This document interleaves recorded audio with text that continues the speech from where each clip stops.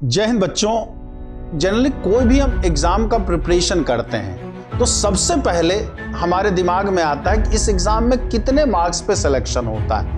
मान लीजिए जैसे DSSB के लिए हम जा रहे हैं तो 200 नंबर का जैसा कि जानते हैं कि पेपर होता है। 100 नंबर आपका फर्स्ट पेपर पार्ट ए होता है और 100 नंबर का 100 क्वेश्चन जो होगा वो पार्ट बी में होता है। पार्ट बी में आपका सब्जेक्ट से रिलेटेड रहता है और पार्ट ए में 20 क्वेश्चंस जो आपके रहते हैं हिंदी के, 20 क्वेश्चंस इंग्लिश के, 20 क्वेश्चंस आपके जनरल एबिलिटी यानी रीजनिंग वाले रहते हैं और 20 क्वेश्चन GS का रहता है और 20 क्वेश्चंस आपका अर्थमेटिक्स का रहता है, मतलब 9th-10th वाले मैथ्स का रहता है। तो ये और 100 क्वेश्चन मैथ्स वाला बोला ही आपको, सब्जेक्ट वाला, तो 200 नंबर है। तो 200 नंबर में हम कितना कर लें कि हमारा सिलेक्शन हो जाएगा।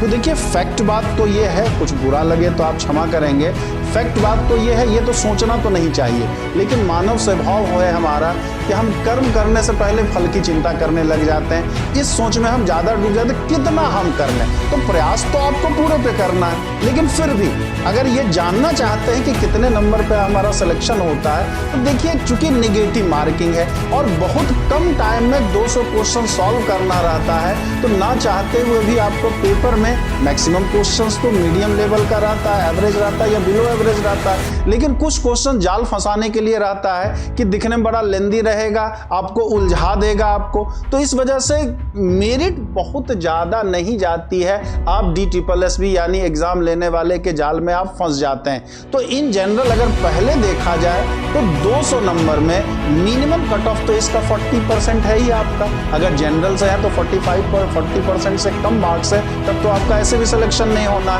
40% फर्स्ट पेपर और सेकेंड पेपर मिला के लाना होता है, लेकिन हाँ उतने पे हो नहीं पाता है।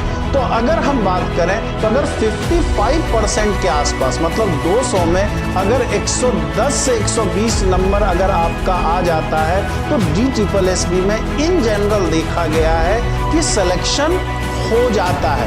मैं ये बात कर रहा हूँ, मैं इतिहास की बात कर रहा हूँ, इतिहास से सबक लेने की बात कर रहा हूँ इतना। लेकिन अगर आपका ये सोचना कि हम किसी तरह से 120 कर लें तो ये फिर गलत हो जाएगा। आपको तैयारी तो पूरी करनी होगी आपका, लेकिन अगर एवरेज एक पेपर रहता है, आसान पेपर नहीं, नया आसान है ना, कठिन है अगर आपका, तो 120 नंबर मोर देन सफिशिएंट होता है DSSB में सिलेक्शन के लिए। लेकिन फिर एक वैधानिक चेतावनी आपको जरूर दे रहा हूं, इसको आप ब्रह्म वाक्य नहीं मान लेंगे 120 नंबर लेंगे तो हमारा हो ही जाएगा। लेकिन फिर मैं कह रहा हूं कि एवरेज अगर है, इन जनरल देखा गया है 60% से ज्यादा मेरिट DSSB में नहीं जाती, उससे कम, कभी 52%, कभी 54%, कभी 55, यही मेरिट जनरल की रही है आपका। मतलब जनरल हो, OBC हो, SC ST हैं, अगर इतना आप कर लेते हैं तो बहुत हो जाता है। SC ST में तो 45% भी अगर है तो इन जनरल हो ही जाता है DSSB में। और सीट भी इस बार ठीक ठाक है, अच्छी खासी सीट है, कम सीट नहीं है। तो आप आराम से